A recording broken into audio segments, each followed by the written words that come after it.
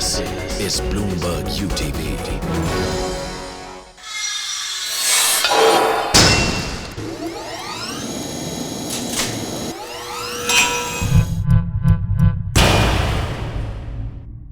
Hello there, this is Talkback. I'm Hindol Sengupta. Delighted to welcome on my show today somebody who's passing by, but somebody we might see a lot of. Delighted to welcome Suresh Kumar. Thanks very much for being in the show. Let me introduce Mr. Kumar. He is, of course, President Obama's nominee at this point in time for Assistant Secretary of Commerce. He's still, as he insists, still a private citizen because there's still a couple of more Senate hearings before he's, of course, going to be finalized.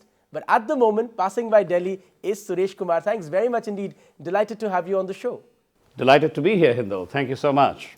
Let me begin by asking you a bit about yourself so that the audience really knows where you come from. You are the nominee. What is the process through which you will be confirmed? First of all, I'm absolutely humbled and excited by President Obama's nomination. And the process in the US is the president nominates people he wants to serve in his administration, and some positions are then to be confirmed by the Senate. The position to which I have been nominated has to go through 2 Senate committees and then be voted upon by the entire Senate. I have concluded one of those meetings with the Commerce Committee, and I'm waiting for a hearing date with the Banking Committee. Upon those 2 committees making their recommendation and the Senate voting, you are then sworn in to the position to which you've been nominated. You're, of course, Indian American. Tell us something about your background. I mean, how did you, what is the trajectory, what is the path that you followed to come to the point that you are at this point? I wish I could sit back and tell you that everything was perfectly planned and there was a means to get there, but that would not be true. I grew up in India. You're a Delhi boy. I grew up in Delhi, in this very city. I went to both school and college here, and then went on to do an MBA in Mumbai, and worked here for major multinationals, Johnson & Johnson and Unilever. And my career path in the business world took me through the Far East, Indonesia, Singapore, to Canada, and eventually to the United States. At what age did you finally land up in the US? I landed up in the US close to 35, late by many standards. That's an incredible thing. I mean, I wanted to ask you that because it's a wonderful tale. You land up in the US at 35. You spend what, another 2 decades there?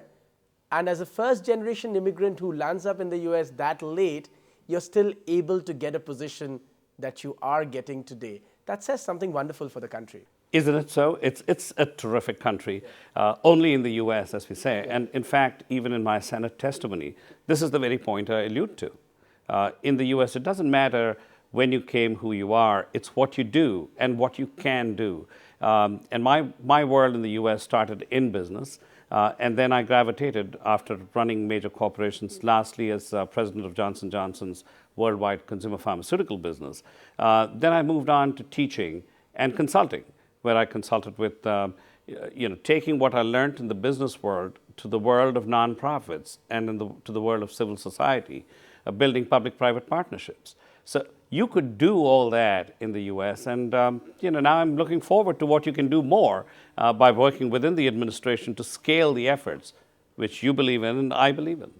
A lot of people in India believe that, and this particularly so after Copenhagen, that in some senses, we used to love President Bush. In some senses, that closeness, that friendship between India and the US is not quite the same. For all of President Obama's hospitality to Manmohan Singh when the Prime Minister went there, it's not the warmth is not the same. I cannot speak for the sentiment here. Certainly. Or for that matter for the administration, but as an Indian American or an American with Indian origin in the US, I can certainly speak for the Indian community within the US. We believe that relationships between India and the US have never been stronger. And certainly the event you allude to, Prime Minister Singh's visit to the US, virtually underscored for us the closeness which is between the 2 countries. And even more so, you allude to the word warmth, and in the same breath you mentioned Copenhagen. Warmth and global heating. I think there is so much the 2 countries can do together. But are they going to? Because increasingly we sense that, and inside the Indian administration we are told that at least in Copenhagen, at least on the subject of climate change, there seems to be distinct icing of positions. Global warming, icing, warmth, I think these are all good choices of words as we're talking about. I do believe that the world as a whole, the planet as a whole, has a moral obligation. I think we will each reach our end points. Perhaps we'll reach it differently or see it differently. I believe the US and India have much. For example, if you look at the technologies in clean energy, if you talk about renewable energy, the US has these technologies. There is no reason why India and the US cannot partner in bringing these technologies in a sensible manner to this part of the world.